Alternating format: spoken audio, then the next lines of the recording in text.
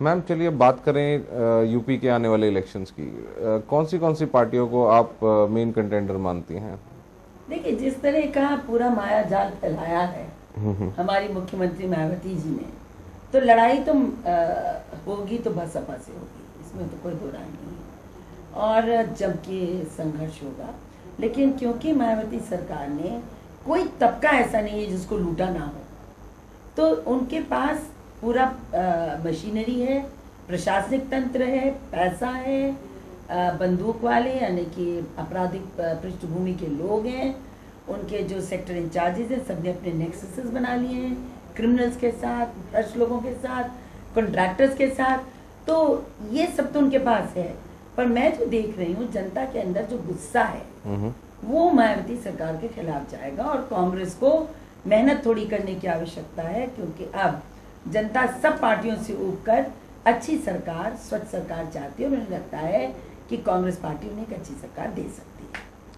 जी, पर बात करें सपा की, सपा भी कहती है कि अल्पसंख्यकों की जो दिशा है उसके लिए कांग्रेस जिम्मेदार है। बड़ा दुर्भाग्यपूर्ण कल बयान समाजवादी पार्टी के सम्मानित राष्ट्रीय अध्यक्ष का आया है, क्योंकि उनका ये कहना कि कांग्रेस भाजपा से भी बुरी है, तो मैं समझती हूँ कि कहीं ना कहीं दिशा भ्रम उन्होंने किया है। और भाजपा के पक्ष में मुलायम सिंह यादव जी का बयान आए, ये बात तो मेरे समझ में आती नहीं। कांग्रेस ने धर्मनिरपेक्षता को कायम रखने के लिए कुर्बानियां दी हैं, कांग्रेस ने सत्ता गंवाई है धर्मनिरपेक्षता के नाम पर। हमने कभी भी धर्म के नाम पर राजनीति करने की कोशिश नहीं की, और यही वजह है कि आज 22 साल हम बाहर बैठे हुए हैं। जो लोग जात की बात करते हैं, जातीय सांप्रदायिकता भी तो होती है, आप जात को जात से लड़ा रहे हैं, मजहब को मजहब से लड़ा रहे हैं। चुनाव आता है तो आपको मजहब याद आने लगता है, धर्म याद आने लगता है। 4 साल कहाँ थी सब पार्टियां? समाजवादी पार्टी 4 साल क्या कर रही थी? भारतीय जनता पार्टी क्या कर रही थी? विश्राम कर रहे थे। सिर्फ सड़कों पे कोई लड़ रहा था तो कांग्रेस पार्टी लड़ रही थी, और इसी का नतीजा है कि 22 हमको सीटें लोकसभा में मिली, और हमसे कह रहे हैं बीजेपी से बुरे। कल्याण सिंह जी से मित्रता किसने की? किसने साक्षी महाराज को राज्यसभा भेजा और उनको अपने साथ बिठाकर मंचों पर भाषण कराए? जिन्होंने बाबरी मस्जिद ढाई, जिन लोगों ने खुलकर सांप्रदायिकता फैलाई, उन लोगों को तो मित्र बनाया समाजवादी पार्टी ने। और हमने समाजवादी पार्टी से अपना गठबंधन लोकसभा के पहले इसलिए तोड़ दिया क्योंकि कल्याण सिंह जी समाजवादी के साथ आ गए थे। तो कौन किस पे आरोप लगा रहा है, थोड़ा हास्यास्पद है। मैं समझती हूँ हमें चुनाव की दृष्टि से इतना गुमराह नहीं हो जाना चाहिए कि हम अनर्गल और गलत आरोप एक सेक्युलर पार्टी पे लगाएं, और एक जो कम्युनल पार्टी है, जो पूरी तरह से फिरका परस्ती से ग्रस्त है, जो देश को तोड़ना चाहती है, उसके पक्ष में हम बयान देंगे, थोड़ा दुर्भाग्यपूर्ण है। जी मैम, पर अब कांग्रेस की तरफ किसान हो गया है, देखने में जो लगता है कि किसान के आगे राहुल गांधी जी चल रहे हैं किसानों के साथ, तो किसान ऑब्वियसली उनके पक्ष में हो गए हैं। तो अजीत सिंह जी ने पीछे कहा कि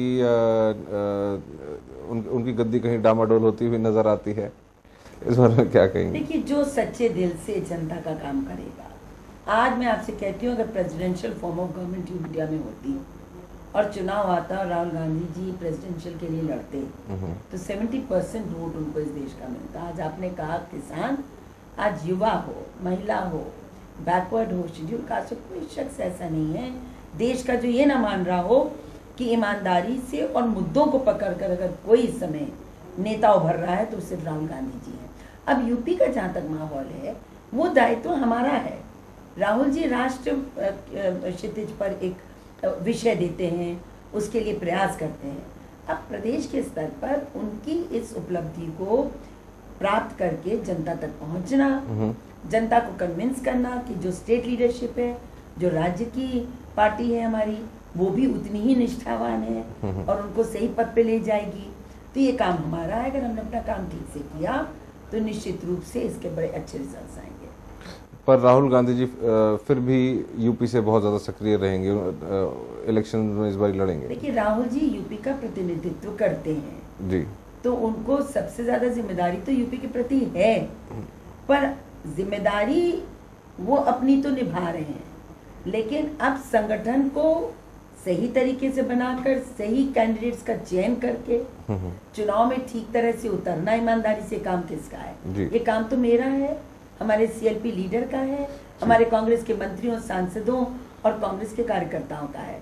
तो मैं ये समझती हूँ कि अब हमें बहुत ज्यादा परिश्रम ईमानदारी से करने की आवश्यकता है। मैम, इस बारी टिकट्स किस बेस पे बांटे जाएंगे? देखिए, विनेबिलिटी तो हमेशा बेस्ट क्राइटेरिया होता है कि कौन जीत सकता है, लेकिन जीतने का अर्थ ये नहीं है कि हम किसी आपराधिक पृष्ठभूमि के व्यक्ति को दे देंगे, हम किसी पूंजीपति को दे देंगे, कार्यकर्ता को देंगे, जमीन से जुड़े हुए लोगों को देंगे, जिनकी छवि स्वच्छ हो उनको टिकट देंगे, और लॉयल्टी, निष्ठा पार्टी के प्रति एक बहुत बड़ा मापदंड होगा। जी मैम। मैम, कांग्रेस का इस बार इलेक्शन के अंदर लैंड एक्विजिशन के अलावा और क्या मुद्दा रहेगा? देखिए, बहुत सारे मुद्दे हैं। सबसे पहले तो महात्मा गांधी मनरेगा है जी। महात्मा गांधी नरेगा, जिसमें ज़बरदस्त घोटाले हुए हैं। राष्ट्रीय ग्रामीण स्वास्थ्य मिशन है NRHM, जिसमें 3 बड़े डॉक्टरों की हत्या हुई, और हमने RTI की है। RTI में खोलते पहला ही पृष्ठ खोलकर हमें भ्रष्टाचार मिला है। 3,200 करोड़ रुपए का अता पता ही नहीं चल रहा है, 6,000 करोड़ रुपए आवंटित हैं। तो एक वो बहुत बड़ा मुद्दा है कि क्या गरीब का पैसा गरीब तक पहुंचेगा कि नहीं। पूरे देश ने PDS में गरीबी की रेखा के नीचे का जो BPL कार्ड का कार्य शुरू कर दिया है जुलाई से। हमारी प्रदेश सरकार कह रही है कि हम इस साल BPL कार्ड बनाने का काम ही नहीं शुरू करेंगे। ये बहुत बड़ा मुद्दा है जिसको लेकर हम उतरने वाले हैं सड़कों पर। तो एक नहीं, अकलियत के लिए जो 15 पॉइंट प्रोग्राम के लिए पैसा जाता है वो कहीं पहुंच ही नहीं रहा है।